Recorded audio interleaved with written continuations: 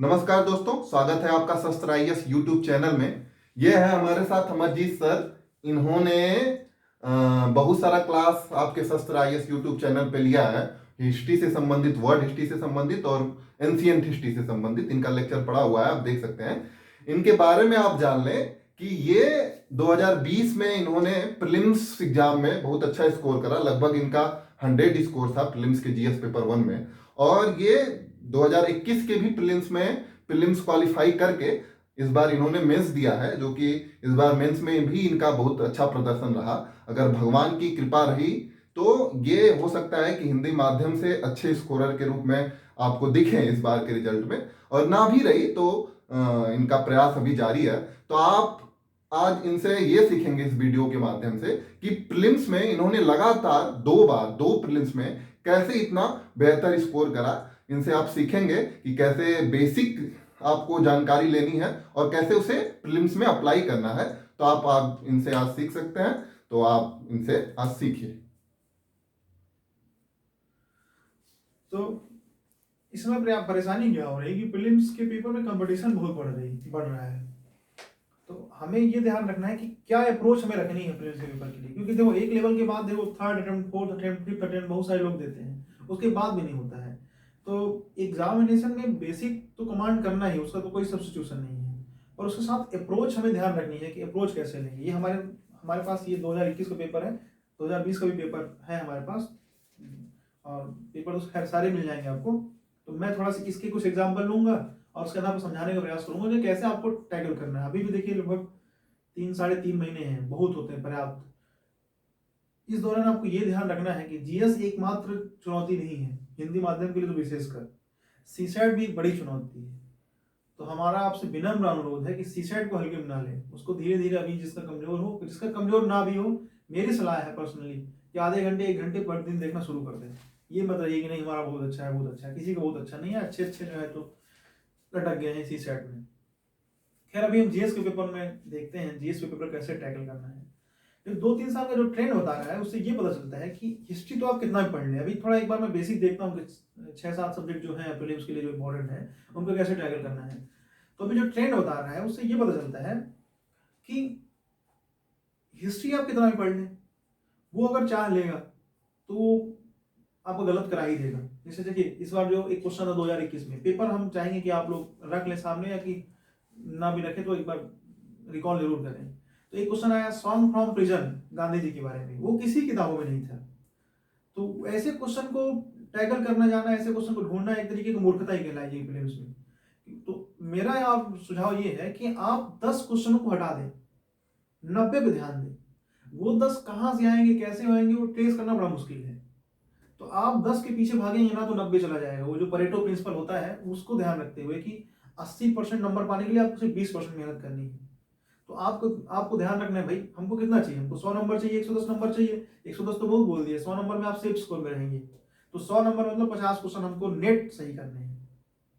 तो इतिहास में भी इतना करना है कि भाई इतिहास में इतना सारा सेगमेंट है, तो इतिहास के लिए हमें ये ध्यान रखना है कि कहाँ ज्यादा क्वेश्चन आ रहे हैं, कहाँ हम कॉन्सेप्ट क्लियर करके क्वेश्चन कर सकते हैं, उतना करना है। आगे हम वीडियो में बताएंगे कि एंशिएंट, मिडाइवल, मॉडर्न को कैसे करना है। आप कमेंट कीजिएगा जरूरत होगी तो।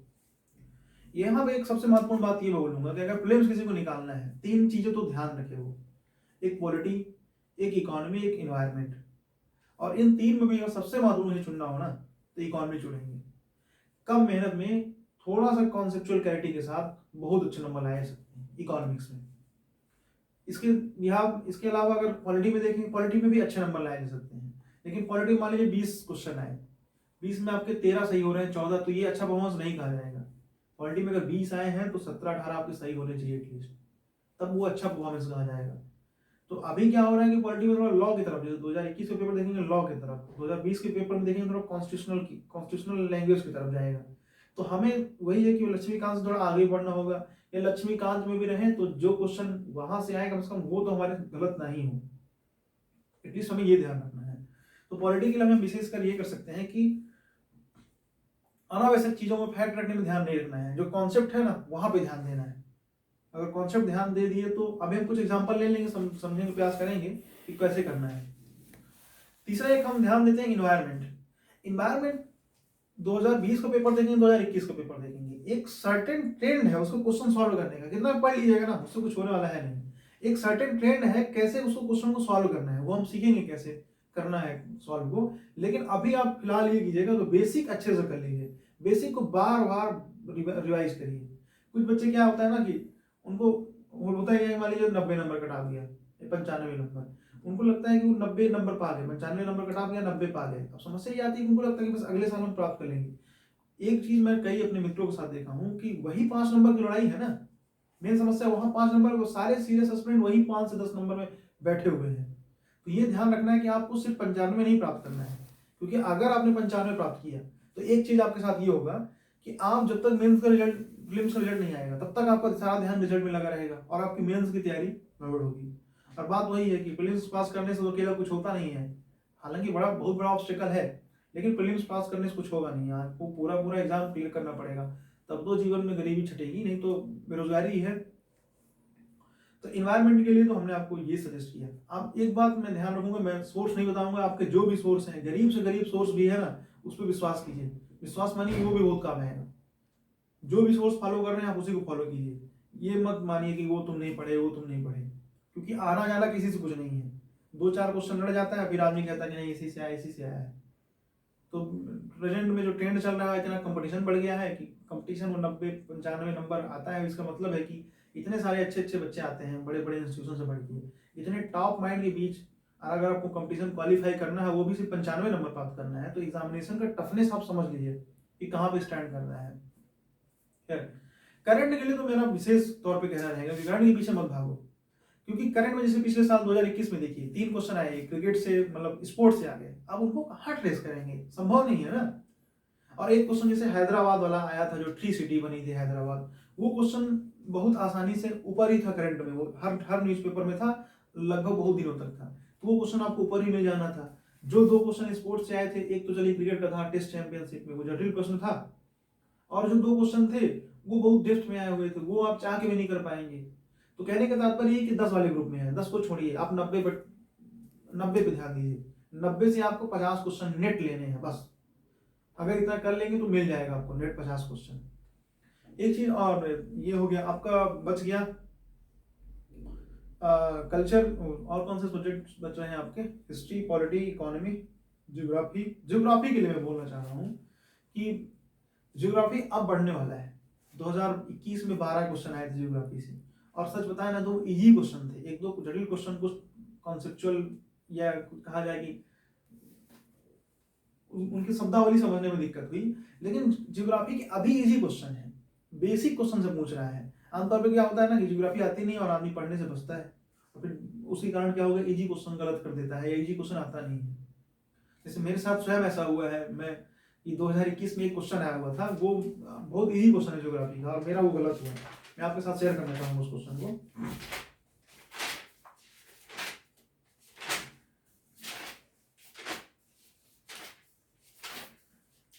ये देखिए, भारत में काली कपास मृदा की रचना निम्नलिखित में से किसके अपक्षरण से हुई है? The black cotton soil of India has been formed due to weathering of.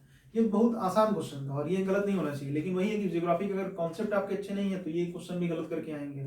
आसान क्वेश्चन का गलत करने का सीधा सा मतलब है कि आप कंपटीशन से बाहर हो गए हैं, तो आसान क्वेश्चन के साथ तो हम कर नहीं सकते।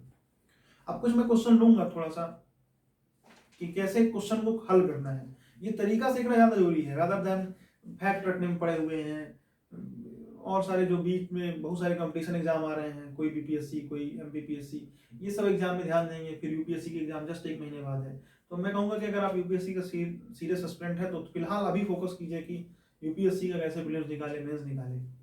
और एक चीज मैं ये कहना चाहूंगा कि सिर्फ प्रीलिम्स पे फोकस मत हो जाइए, क्योंकि अभी क्वेश्चन क्या आ रहा है ना कि समझ पे ज्यादा बेस्ड है। तो अगर आपका मेंस का समझ अच्छा, ये मैं बोलूंगा आपको लगेगा कि नहीं ऐसे बोल रहा है, अगर आपका मेंस का समझ अच्छा है ना तो प्रीलिम्स में आप बहुत अच्छा करेंगे, ये हमेशा देखा गया है। मैं अपने अनुभव का आधार बता रहा हूँ कि अगर मेंस की समझ आपकी अच्छी है, मेंस के सब्जेक्ट में, उसके थॉट प्रोसेस में आपकी पकड़ अच्छी है, तो प्रीलिम्स में आपको डेफिनेटली 3-4 क्वेश्चन का फायदा होने वाला है, और ये 3-4 क्वेश्चन ही आपको एज दे देंगे, यहीं से तो कंपटीशन बनता है। तो ये जरूर ध्यान रखिए कि यहाँ पे आपको फोकस करना है। तो इस वीडियो में हर 1-2 क्वेश्चन मैं और ले लेता हूँ, उसके बाद में खत्म करता हूँ। जैसे मेरे पास सेट बी है, ये पेपर सेट बी है। तो आप अगर देखेंगे क्रोनोलॉजी तो सेट बी का मैं देखता हूँ। जैसे सेट बी का क्वेश्चन नंबर 3 देखिएगा, ये 8 अगस्त 1942 ये मॉडर्न हिस्ट्री क्वेश्चन था, इजी क्वेश्चन था। ऐसे देखेंगे कि क्वेश्चन नंबर 6 ये हर एक नोट्स में, स्पेक्ट्रम में, या जो भी आप फॉलो कर रहे हैं बेसिक सोर्स, वहां मिल जाएंगे। अब एक देखिए question number 4 song from present Gandhi, ये बहुत कठिन क्वेश्चन था। अब ऐसे प्रश्नों के पीछे भागना है, यानी आपका जो 80% मेहनत करनी है ना, उनको छोड़ देंगे। तो आपको ऐसे प्रश्नों के पीछे भागना ही नहीं यार, आने दो ना, क्या फर्क पड़ता है, आपको तो 85 क्वेश्चन सही करने हैं ना बस। फिर देखिए क्वेश्चन था, क्वेश्चन नंबर 16 आंध्र प्रदेश के मदनपल्ली के संदर्भ में, ये कहीं नहीं था, किसी किताब में नहीं था। ये कठिन क्वेश्चन है, इनके पीछे जाना मतलब कितना भी आप हिस्ट्री पढ़ लेंगे, यहाँ नहीं जा सकते। तो इसलिए मैंने बोला इन्वायरमेंट और ज्योग्राफी, इकोनॉमी और पॉलिटी, ये चार पे ऊपर कमांड कीजिए, और बेसिक सोर्सेस, करंट अफेयर्स के पीछे मत भागिए। ये 4 पे कमांड आपको प्रीलिम्स हो जाएगा। प्रीलिम्स के लिए आपकी चिंता छोड़ दीजिए, अगर 4 में कमांड अच्छी है तो। एक चीज मैं और बताना चाहूंगा कि इसमें रिपीटेड क्वेश्चन बहुत आ रहे हैं। जैसे देखिए क्वेश्चन नंबर 21, ये 2019 का सीधा रिपीटेड क्वेश्चन था। तो अगर रिपीट क्वेश्चन मिल जा रहा है, 2 नंबर के लिए आदमी कितना कुछ पढ़ता है, और 2 नंबर आपको सीधा मिल जा रहा है, उसमें 10 सेकंड 15 सेकंड में नहीं लग रहा है, ये क्वेश्चन नंबर 21। तो ये तो आपको नहीं छोड़ने हैं, और इनमें समय बचाना है, सिर्फ ना छोड़ने हैं बल्कि समय बचाना है। तो आप उस प्रीवियस ईयर के क्वेश्चनों के आधार पर ना सिर्फ ट्रेंड देखिए, अभी तो उनको पढ़ के बजाइए, और थोड़ा रिवर्स इंजीनियरिंग, यानी जो क्वेश्चन पूछा है उसको थोड़ा रिसर्च भी कर लीजिए। जैसे 4 ऑप्शन है, तो 4 ऑप्शन के बारे में थोड़ा देख लीजिए, वो ज़्यादा ठीक रहता है। तो ये जरूर कीजिएगा।